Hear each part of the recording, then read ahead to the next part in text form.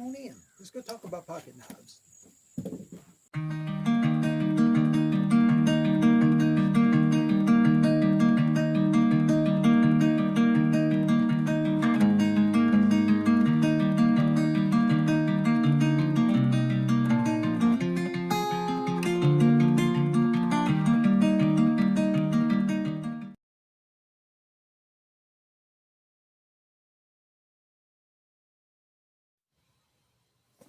All right, I wanted to do a cleanup of this Barlow. This is the case Barlow that I highlighted yesterday.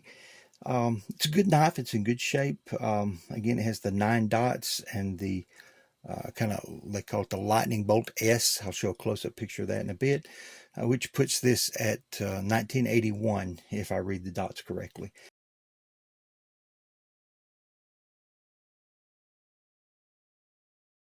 A little bit of rust on the blade, nothing to be concerned about. I don't want this to have a mirror finish.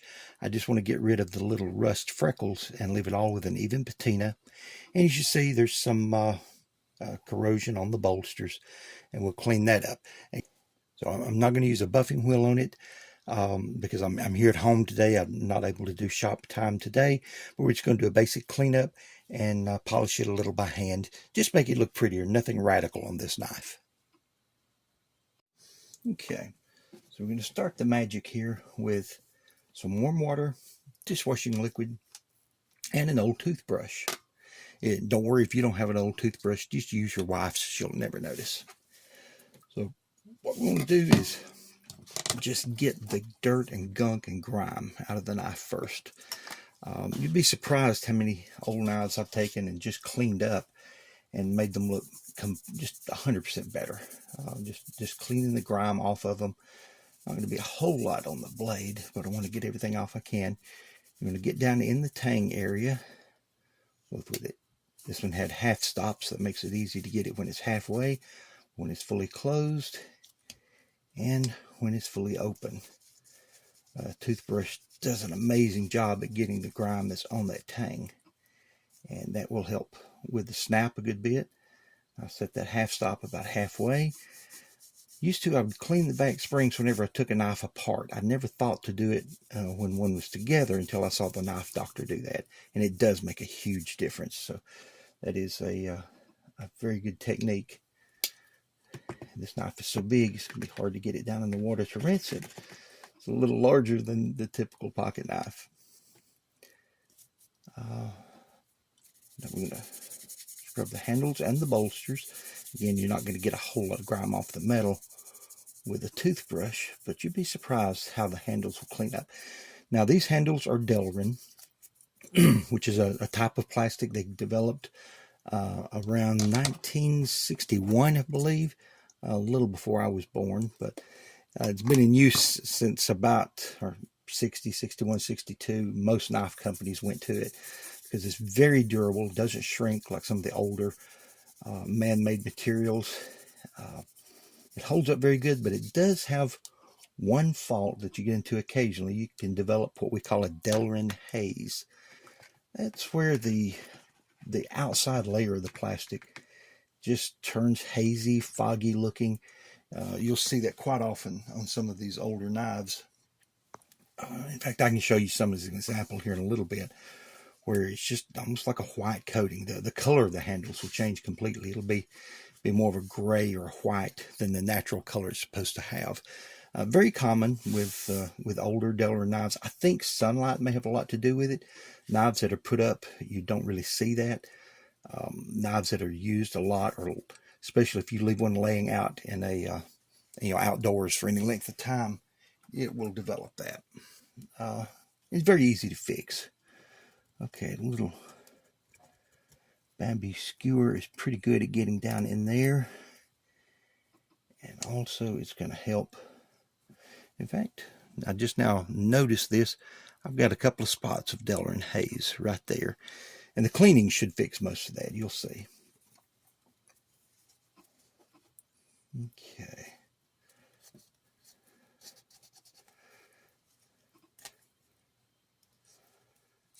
Now that skewer is just about too big at that end. have some other little things at my shop that I use to clean the side of one, but I'm not at my shop today, so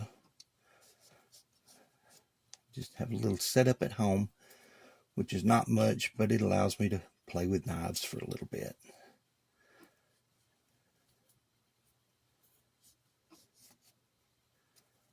Okay. So we still have some dirt and grime down in there. So I'm going to see if I can get some Q-tips. Yeah, I got some Q-tips we might be able to get down inside there with. Now, the head of it's going to be too thick. Sometimes I'll just take a pair of pliers and I'll flatten that out a little. A little bit of the water and soap on it. There, yes, that gets down in there. There are the little makeup swabs that are able to get down in there much better. They have a harder plastic handle. So I see people use those. I think they work very well. I've not tried them, but I would like to. This is not the best way to clean one, but again, you don't have to have a fancy shop with a lot of setup, a lot of special tools or anything to clean one. That's one of my goals with my channel, is to show that you can do this without a big budget. You don't have to have, milling machines and tens of thousands of dollars worth of equipment to fix up pocket knives. You can do it with just a few items at home. Well,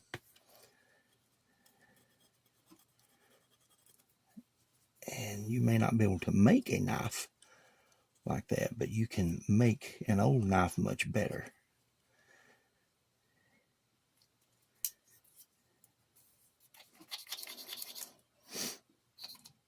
Okay. Scrubbing some of the gunk off the tang. Get some little buildups down in there in the corners. It's a little more difficult to see and get to. But that's looking pretty good. Looks pretty good. Rinse it off. Now, one of the big problems with using water is, you all know, water causes rust. So what we want to do after that is I'm going to use some compressed air to blow this knife out to get all the water out of it that I can. Even though this seemed rather dry to my hand, to my eye, I had wiped away all of the water I could see. When I blew that out, I just had water that came out all over my hand, both from the front and the back of the knife. Let's see if we can get it on this rag and get you to see it.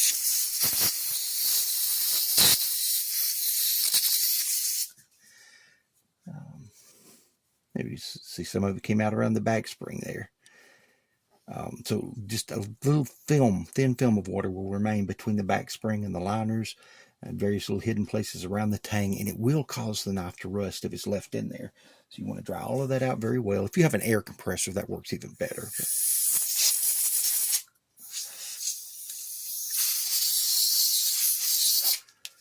Alrighty. Now, at this point is where I would normally take it outside, spray a little WD-40 in there. WD-40 is not a great lubricant, as most of you know. It wasn't designed to be a lubricant. The WD stands for water displacement. It was designed to dry up water out of things. So that's why it used to work so well in the old distributor caps. I guess many of you, if you're my age, you're familiar with that. You get a little moisture in a distributor cap, spray it out with WD-40, and the car runs fine again. It was designed for that, to get rid of water. But my wife is allergic to the smell of WD-40, and since I'm doing this in the house, I will not be using it. I'll just take a little more time, dry this off some more with the compressed air, make sure I have all the water out. We'll displace that with some oil, which will help, and then we'll come back on camera. All right, so the next thing I'm going to do to try to get out the rest of the water is got a little bit of alcohol. This is isopropyl alcohol. Denatured would work better, but again, that's at my shop. I know y'all are going to get really tired of that song and dance routine, but this is the 91% isopropyl, so it's a little stronger than most of what you get. But We use it for cleaning occasionally around the house, and I put a little bit in these small craft bottles. It's easy for me to keep in here in my little bedroom studio, and it doesn't take up a lot of room. And people aren't running around the house trying to find the bottle of cleaning alcohol. So you get to leave the bottle in place. There we go. Just wipe everything down with the alcohol. That will help dry up the rest of the water.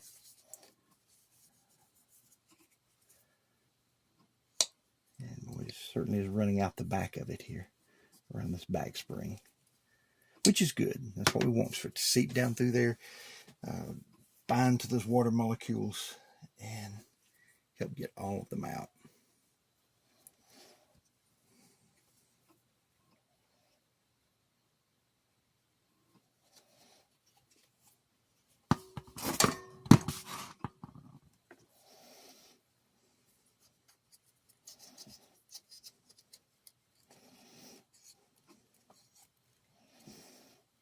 Okay, well, so leaving alcohol on the knife is probably not the greatest thing for this steel either, but we do just want to get all that water out that we can. And see, that end came out dry, so no more water, no alcohol inside. The last of it's evaporating. I believe I'll hit it with a little more compressed air just to help assist in drying up the rest of it. Yeah, I got out more than I thought.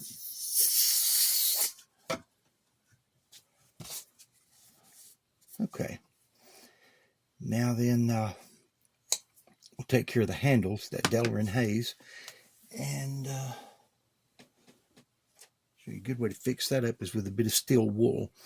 Now you want to get steel wool from a hardware store. You don't want the kind with soap in it. I think this is triple aught. You want double aught, triple aught, something very, very fine to do that with. And some oil. Now the oil I use is mineral oil. I get this in the pharmacy section of your local store or pharmacy. It's used as a laxative, but that means it's food safe. So I like to clean my knives with it, because occasionally, being a southern redneck boy from Alabama, I will slice my food with a pocket knife. And if some of you think that's gross, that's quite all right. That's my business, not yours.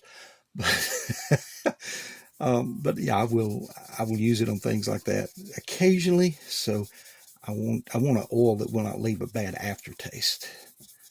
And there we go. See, even starts to bring out the brass of the springs just a little bit.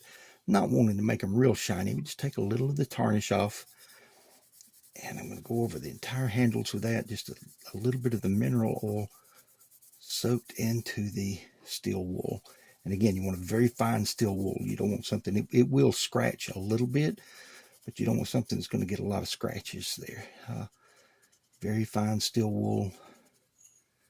I'm trying to get kind of a circular motion around the heads of those pins. There's a little bit of corrosion around the edges of those pins. Not bad, nothing I'm concerned about. It just darkened it up a lot. But yeah, mineral oil is pretty much safe for your skin, safe for ingestion. No fumes, it has no smell, no perfume. You can use baby oil, but again, it has perfumes added to it, smells that it doesn't really need. But that's all baby oil is mineral oil. But I don't really want that smell on my knives. But here we go. Very good oil. Now, it dries quickly. Mineral oil does. So if you are cleaning your knives with it, you're going to have to reapply it fairly often. It's not something you put on there and it will stay for 6 or 8 months on the knife that you're using, because it's a very lightweight oil and it does evaporate fairly quickly. There we go. Well, if I can get halfway to the half stop, I guess I'd make it a quarter stop. I don't know.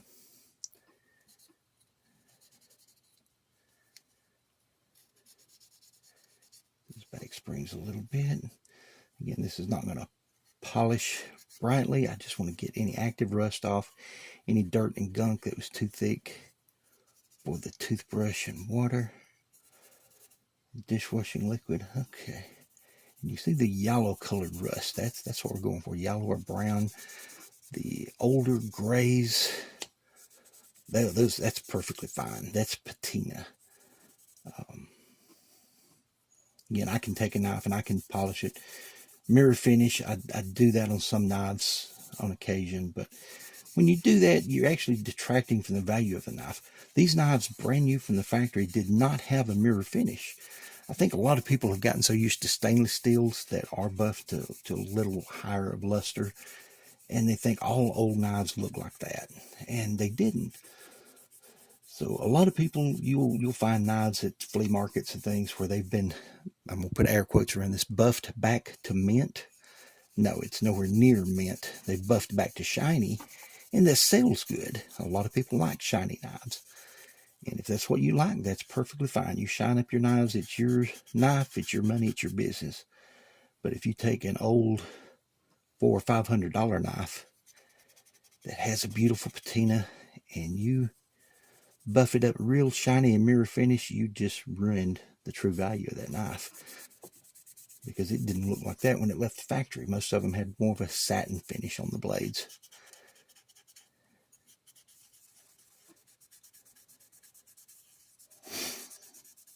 There we go. I'm getting a lot more satisfied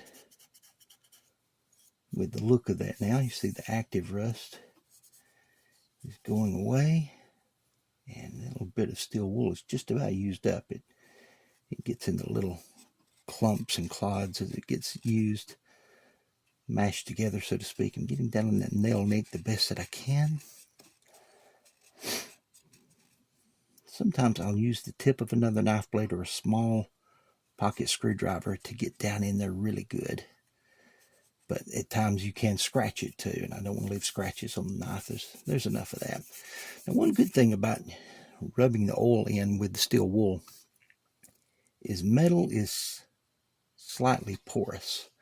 Now, when I say slightly porous, it's not something you're going to notice greatly. And I'm not getting any oil out. What am I doing wrong? There. I didn't have it open as far as I thought. But metal is slightly porous, especially at the surface level. I've discovered this. I work on vaults in banks for my day job. And one man will go to a vault and he'll polish it with a water-based compound.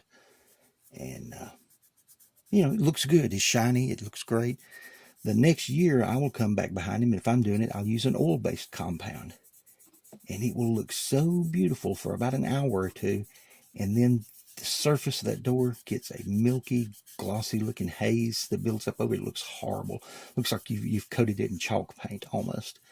And it's because the oil and the water are trying to mix. You see, when the guy cleaned it the year before with water, a little bit of that water soaks into the pores, I guess, of the steel, and stays there. It remains there. Now, I don't like having water on steel. Again, it causes rust, causes corrosion, causes problems. So I only use oil-based cleaners on things like that. And as the oil soaks in, it tries to mix with the water. They don't, and it forms that milky, horrible look. Okay, now that this one's worn down a little, I'm going to use it on the bolsters, but very lightly. It will scratch bolsters, but I have that dark line of corrosion there I want to clean off, so I'm just going to rub this lightly. So anyway, steel is slightly porous, and using the steel wool and the oil, I'm working the oil into the surface layer of the steel. And not only does it help it to look better, but it'll help protect it in the long run. It'll help keep it from rusting. Now, the other best thing you can do with your carbon steel knives is to use them and build up an oxide layer of patina. I think I mentioned that in my earlier video on Barlow's, that I slice tomatoes, slice onions, slice things like that with your pocket knives, those with the carbon steel blades, and it'll help build up that oxide layer that's very much like gun bluing. It's just a natural process. I've noticed strawberries will give it a darker, more blue appearance. It does actually look more like a gun barrel, or gun bluing rather. So yeah, slicing strawberries gives knife blades a beautiful color, and I really like that. There we go. Now, there are some scratches in this bolster. It looks like someone tried to clean it before. Probably used a sandpaper, hand sanded it very lightly. I'm going to try to go counter to that. The scratches are going this way, so I'm going to go mainly across on it and just see if that helps take some of it out. If not, I'll try a circular pattern then. If that doesn't work, I may have to use a light sandpaper on it, or I may just leave it. It's some of the battle scars of this particular knife. And battle scars are not always a bad thing. It shows that it's been somewhere. It's been used. This was not a knife that was bought by a collector and put up in a safe. It was one that was used. It was not abused, though. It needs a good edge put on it. And again, it had a little bit of rust from probably having been put away after being used. There we go. Now I've got so much oil on my hands, I'm getting it back on the knife. Okay, but after the cleanup, you can see our spots of Delrin haze have disappeared. You can take a knife that has that and clean it up using this technique, and it'll completely restore the color back. I'm going to put the knife has great snap to it. Again, it was not abused at all. And just a couple of drops of that light mineral oil.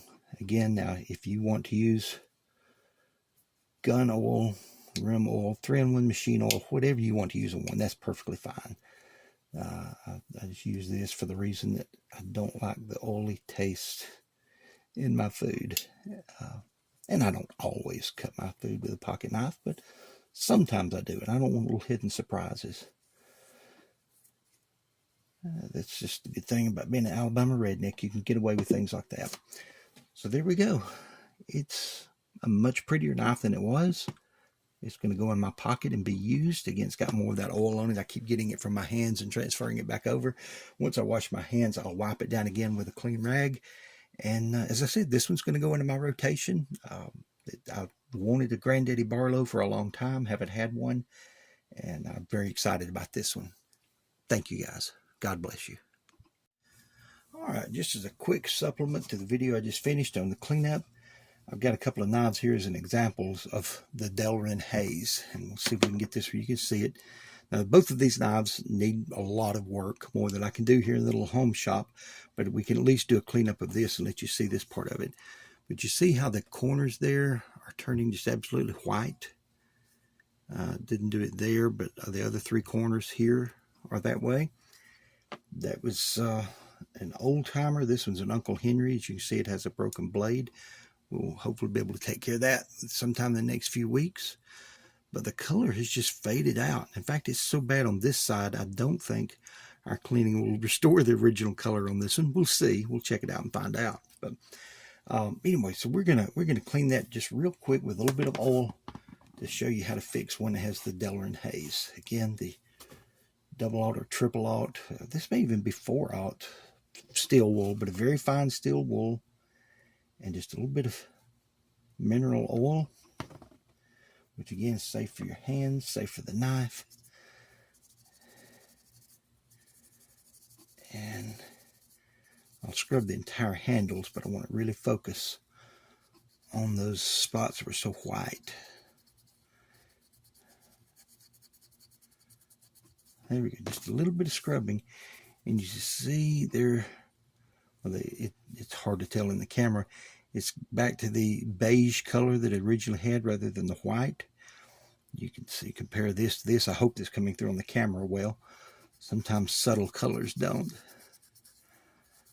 But there we go. Oh, on the back, see, you have a lot of that chalkiness there, the Delrin haze. And we just scrub it, and it disappears. So we'll get this side.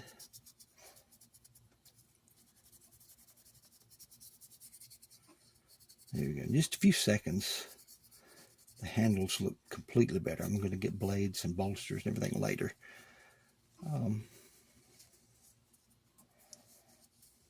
There we go. Yeah. a lot more back, closer to its normal color. You see the middle layer there is it's a pale cream colored, I guess you'd say, or beige colored plastic with a brown exterior. So we're getting back down to that color. Now let's see what we can do with this Uncle Henry. So, look at that. Makes a huge difference just that fast. Yeah, these were 2 knives. A man at church gave these to me. He had some broken knives. I will occasionally take a knife in my pocket and show it off to some of the guys before or after church, and some of the older men there who, like myself, like pocket knives, and just show them some of the work I do. And occasionally they'll give me knives to repair for them. He didn't want me to repair this one for them, or these. He just gave them to me. So I'm very pleased with that. And I want to do it right. Now let's see what happens to this side. I don't know that we can restore that dark color. It looks like it's been faded away or worn away entirely. Yeah, it has. Although this is getting rid of that dull gray look to it and bringing back the pale false bone or false antler color. There we go. And the gray is still down inside there. I may mix up some dark gray or charcoal colored paint, work down in there, and sand that off to bring back the original look, or we may just put new handles on it, put some actual antler material on it, something like that. I'm not sure what all we'll do with those knives, but they're going to make fun projects. But just that quickly, in a few seconds, you can make a Delrin knife that has that haze look 100% better.